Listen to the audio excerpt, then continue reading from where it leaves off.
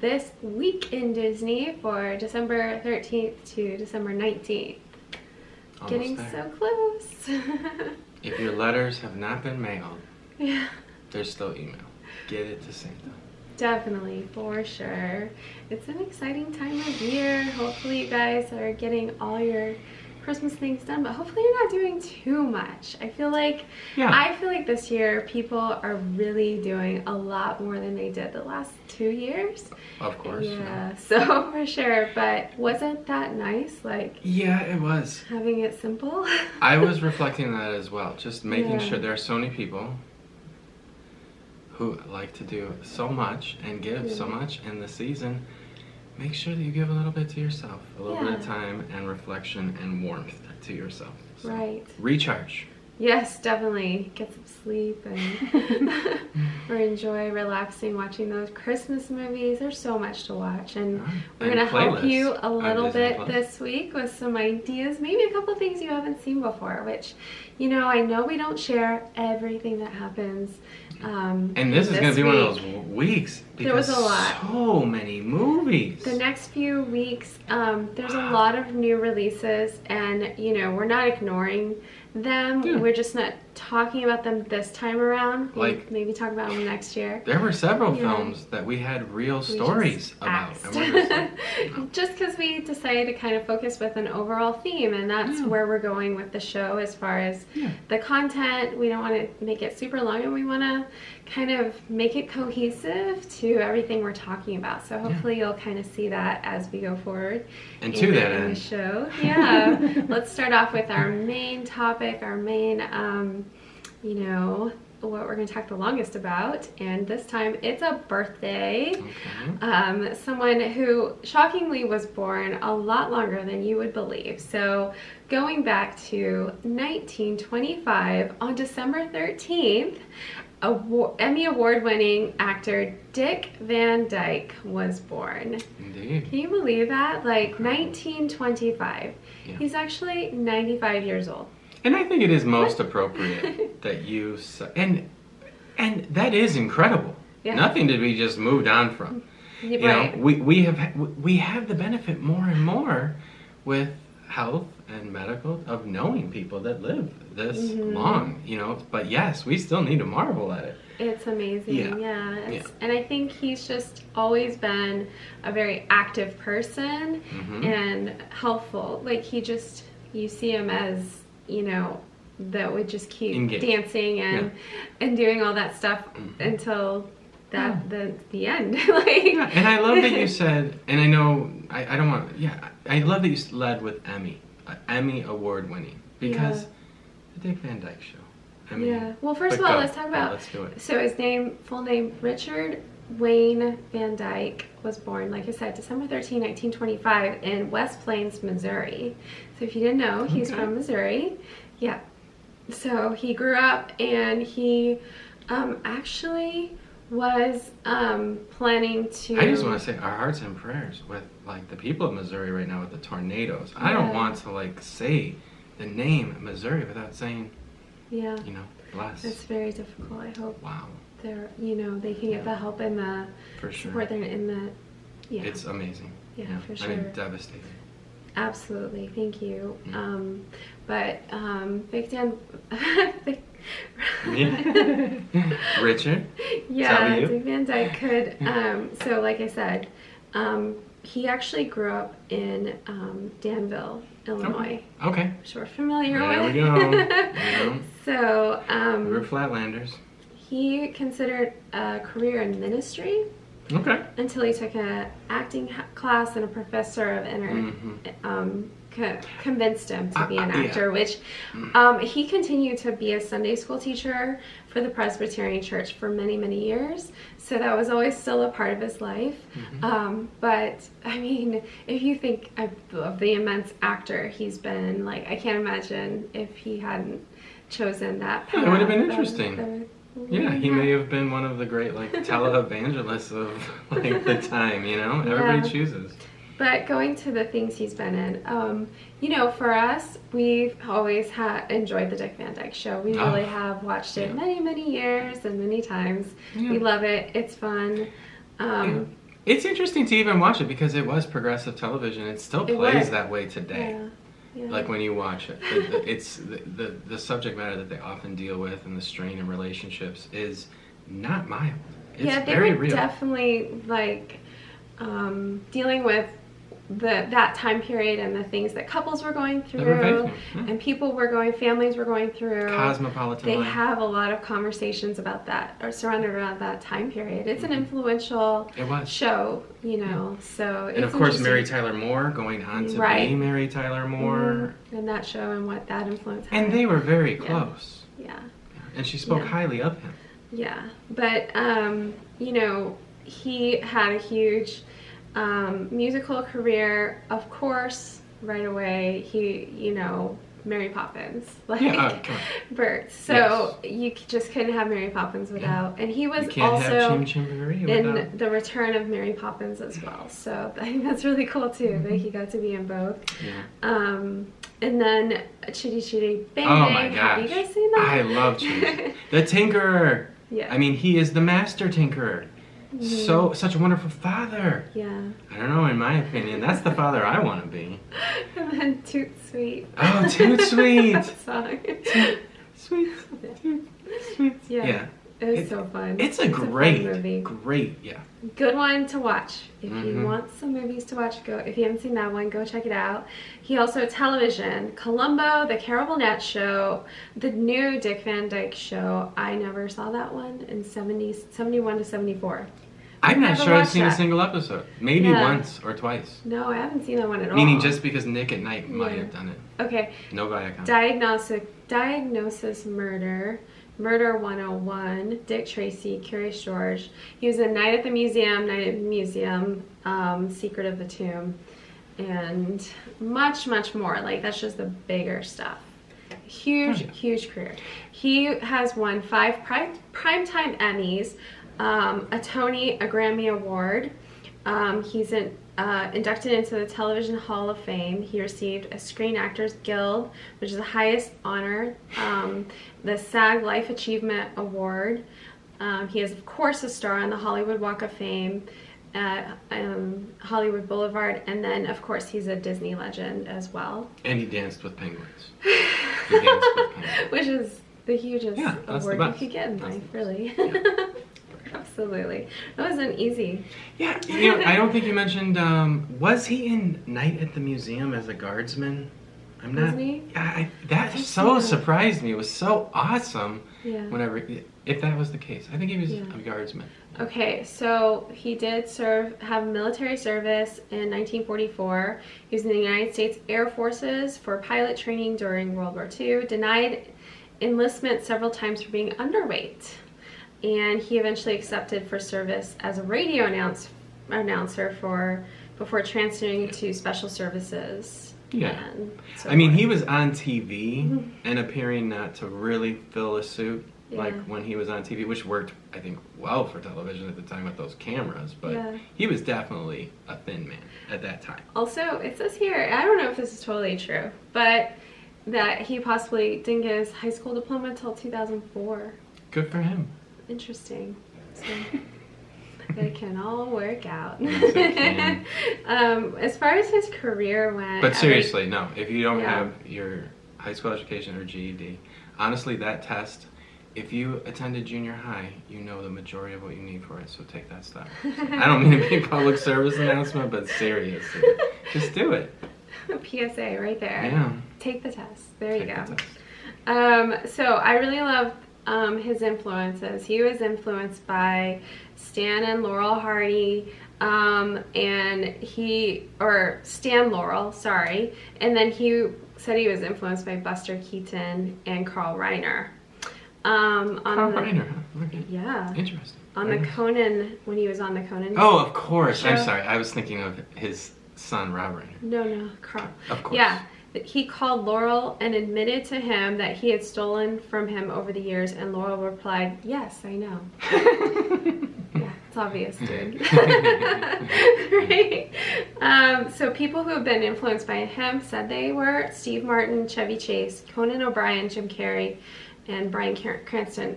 Some of those I can see that too. So, yeah. I think if they called him, he could say, yes, I know, as well.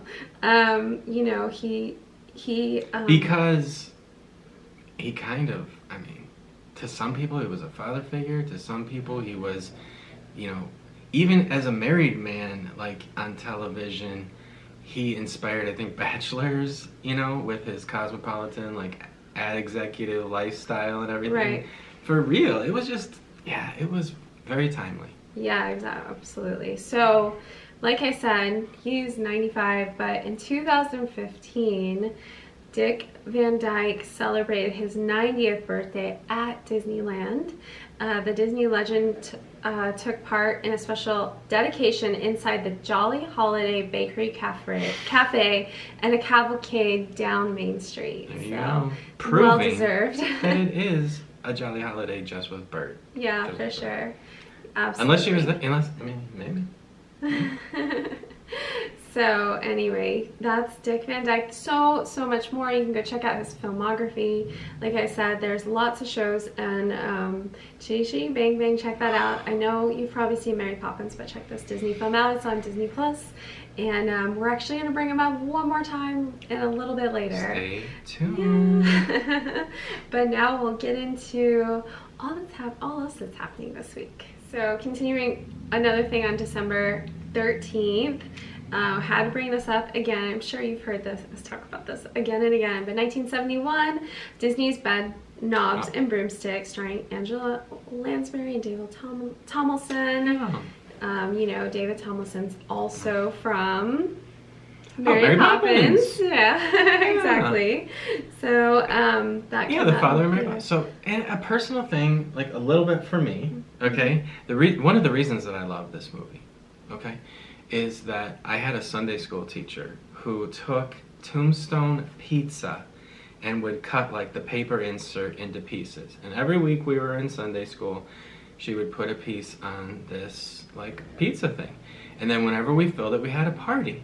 And we would always watch a different movie. And one of them, at a particular impressionable time, was Bedknobs and Broomsticks, when I felt closest to like my peers that were watching the film with me. And I think it's the same thing with Chitty Chitty Bang Bang and the last one. The reason I love Chitty Chitty Bang Bang is because I saw it with my cousin George. Oh. And we ate like endless popcorn, you know? And so I want to say that I think popcorn. we love these movies, but sometimes it's the people we see them with, and sometimes it's the experiences that we have with them. The pizza food. And popcorn. Pizza and popcorn. Did you guys put the popcorn in like a paper bag with butter and shake it? It was at a park district. In the basement of the park district, so they had a machine with little paper bags. Yeah, nice. Remember putting it in the bag? We haven't done that in a while. Oh, like a big bag. You put it like in a big paper bag with butter and seasonings. Shake it. Yeah, it was good. Good popcorn. Okay, so we'll move on to December 14th. I feel like Bedknobs and Broomsticks is more of a Halloween movie. Yeah. So you don't have to watch that one right now. You can wait. So let's bob along. Yeah, December 14th, 1961. Now this one is a definite Christmas movie. Babes in Toyland, a musical. Again, he loves. Did you watch this with anybody? No, this one I actually watched by myself. And that's okay too. But I think I watched it on a VHS or heaven forbid, Betamax. Like I know I show my age there, but we had a Beta. We never did, but you did. It was Yeah. But and I'm older than him, so. Yeah, I loved it. Who knew? I loved it. Yeah, I love the colors. You know, in a lot of ways, I think I was a big fan of Wizard of Oz, which was always running on television once a year. Yeah. And to me, the color palette of it and stuff like that really was like, oh, this is another movie. Because, I mean, young. You don't have a lot of experience. I embraced it very early. So. That's so cool. Yeah. Thank you. Yeah. And then moving on, so watch. You could watch that one for sure. Moving on to. No, it's Christmas. You have to go watch it. Okay, you have to. Babes in Toyland. People have their Annette. Choose. Come on. Do it. You say her last name. Funicello. There you go. Yeah. Okay, 2005. This is really interesting because it's the first time this had happened, but the New York City's Museum of Modern Art premiered a new exhibit called Pixar 20 Years of Animation. It's the largest animation show the museum has ever done. In New York. As well as the first time the material has been seen outside of Pixar Studios. Oh, yeah. I wasn't questioning the size of the show. I just meant you said in New York. Yeah. Wow. Okay. So the show's run into 2006 coincides with the Pixar's 20th anniversary. So cool. Yeah, I remember that year at Epcot they had the pavilion set up for Pixar with lots of Pixar shots and stuff like that. I believe that was okay. Yeah. Yeah. So just something in parks. I remember one of my favorite pictures of our daughter is there with Mrs. Incredible. I mean, from my perspective, I really feel like all of the Disney shorts, all of the Disney films are art, and that's why we're artists. Yes. We love art. We've gone to many fine art museums. It used to be what we did when we lived in Chicago. We've known some really cool artists that we knew in Chicago and stuff. And been mentored by. Right. And so for us, I think we're really drawn to all of this from an artistic standpoint. Yes.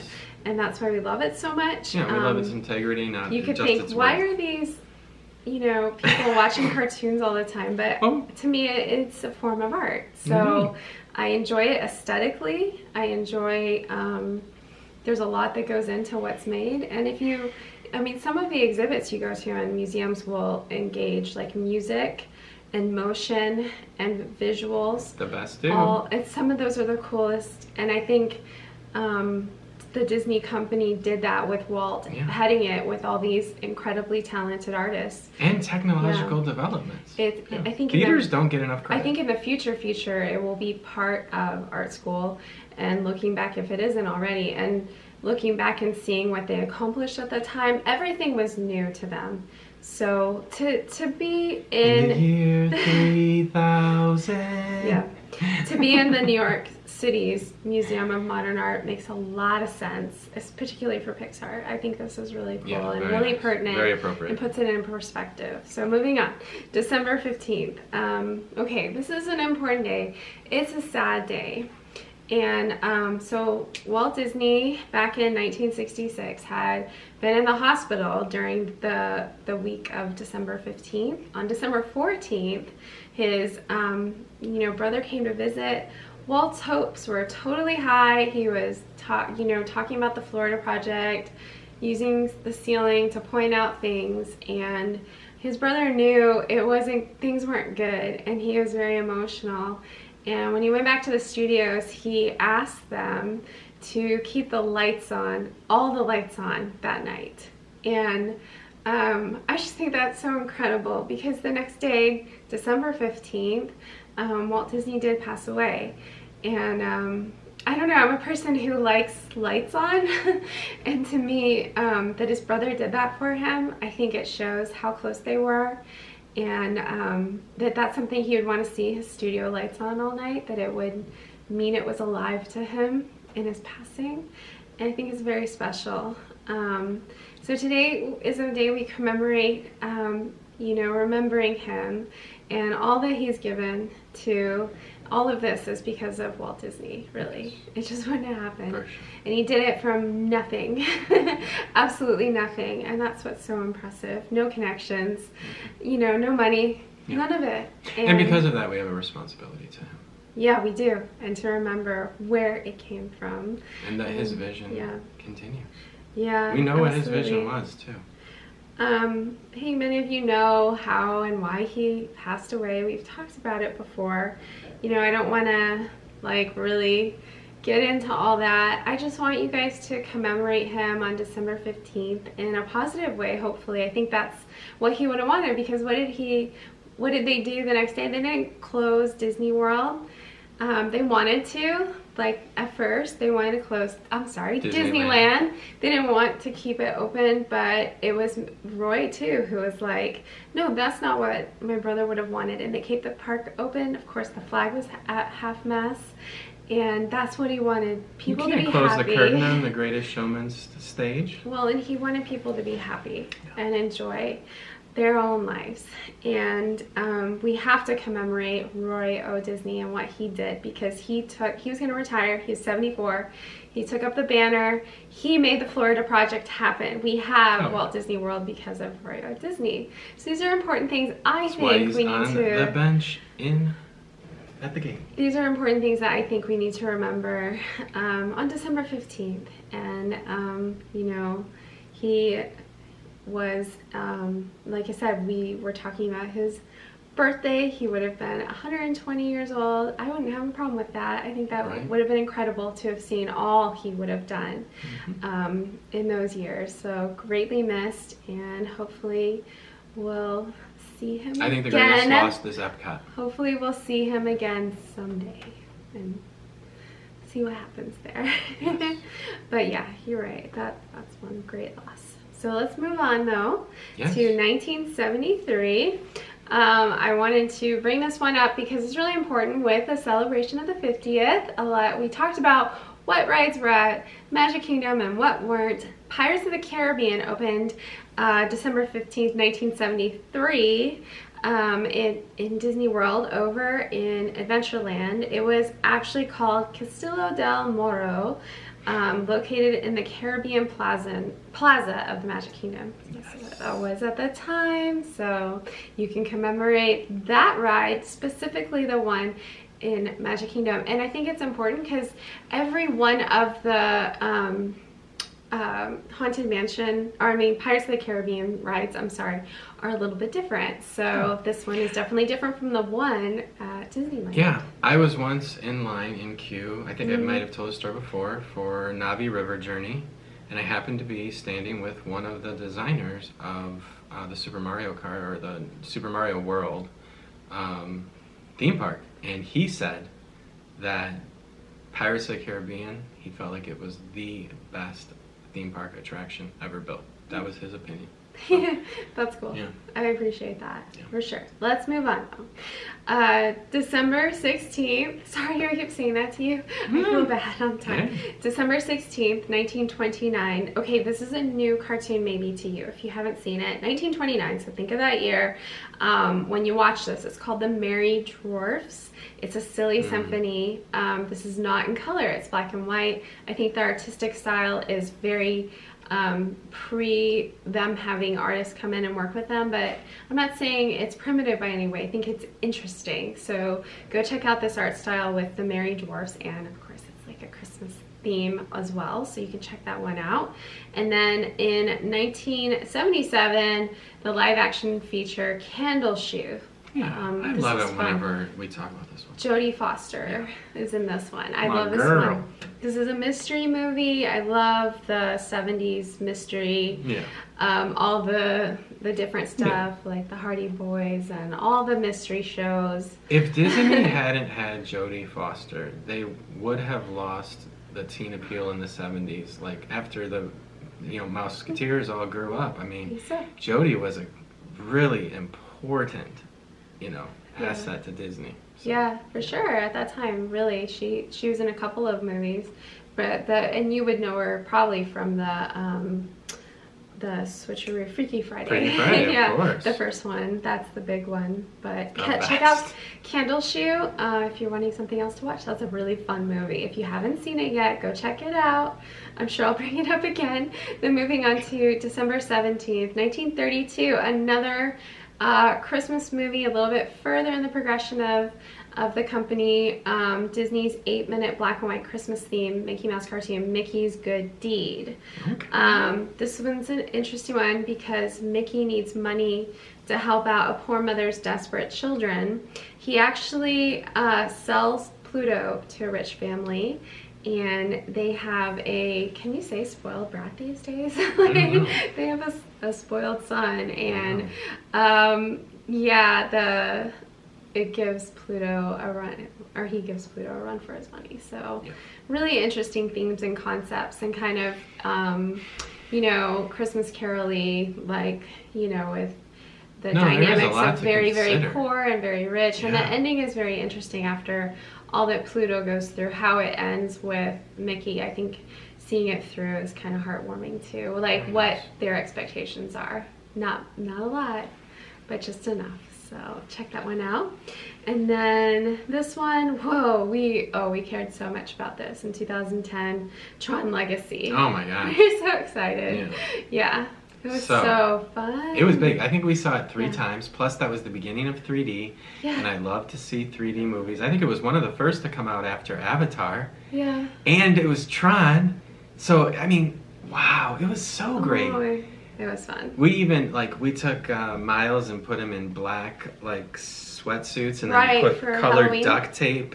Well, all the time, but yeah, one Halloween, that was, yes, one Halloween, that was We used, the blue duct tape. Yeah. It was a great, actually really cool costume. We could redo that if they ever open the ride. Well, it's coming very quick. I extended it. I think somebody saw the wrapped cars on the highway. Somebody said it's not going to open this year. So right.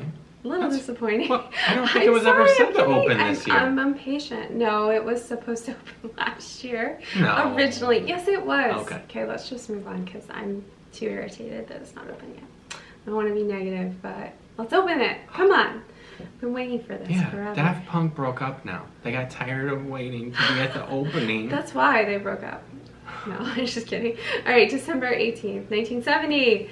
Ooh, the 70s again. Okay, this was the Pacific Telephone Family Christmas Party at Disneyland. It takes place from 8 p.m. to 1 a.m. Guess how much it was? Guess. Pause it. Let's pause it. You guys guess, and we'll start. No, just kidding. $4. Okay, $4. $4 a ticket. Oh man, you gotta miss that. Yeah. And then you got a full dress rehearsal of Disneyland's Fantasy on Parade presented that night. So yeah, it was pretty fun. Yeah. So things could have been cheaper at one time. In the 70s. There you go. The 60s and so forth. Okay, moving on. December 19th, 1843. This is important, and this is something I read or listen to the book every year. A Christmas Carol by Charles Dickens. Do you like ghost stories? Published in London. Yeah, of course they do. So I just wanted to bring this one up, especially because, of course, there's Mickey's Christmas Carol, the Muppets one we talked about last week. There's other Christmas carols. I didn't bring up the Jim Carrey, but there's that one. But anyway, this is a great book. This is not a long book. You could listen to it. You could get it for free and listen to it, or you can get it on Audible or whatnot. You can read it just as easily. If you haven't read it before, I'd highly suggest reading it, especially if you enjoy the different versions. You can really get a taste of exactly why people do this film so much and why they love it so much, because the book is just well done. And I think it's from the heart of Charles Dickens. It's very, very short, so it's an easy read. So I just wanted to add that to your Christmas list if you would like, maybe next year, but a fun one. And then lastly, on December 19th, 1958, ABC airs the Walt Disney Presents episode From All of Us to All of You for the very first time. Oh. Hosted by Jiminy Cricket, along with Mickey Mouse and Tinkerbell. The special combines newly produced animation with clips from vintage animated shorts and feature films. Presented to the viewer as Christmas cards. I really like that. From the various characters. In 1958, they called it vintage already. Wow. Yeah, but the viewer, they presented it like these Christmas cards. I really love that they did that with that. I love Christmas cards and saving them. We've even done decorations with old Christmas cards and things. It's so cute. So anyway, this was From All of Us to All of You, written by Disney lyricist Gil George, who was actually Hazel George, Disney's studio nurse. Oh. Yeah, so she went by Gil George. There you go. So she can get that anonymity. So anyway, awesome. It's awesome. That's great to know. Yeah, go watch this. It's on YouTube. So I don't know. It's not on Disney Plus yet. Cheer. But cool to have it on YouTube anyhow. And the versions that I saw were good quality, so I would go watch this. Heartwarming if you haven't seen one before. But the 1958 one, I looked at, that one is definitely up, so you From All of Us to All of You. Yeah, and that's where we're ending this week, and I hope you guys, seriously, I hope you guys are having fun. Thank you so much for your comments. I enjoy them every week, and I enjoy sharing all this with you, and I love to hear what you guys think, and feel free to watch things and then comment later. We'll definitely check back throughout the week to see you know, if you want to share something, if you haven't seen something before and you think it's interesting, you want to share, please comment. I think it'd be fun to get some discussions going on these different, especially cartoons and shows that aren't so well known. So I'd love to hear your opinions. But yeah, that's it. That's it for this week in Disney, and we will see you guys next week. It's a big week next week. Go step into Christmas. Exactly.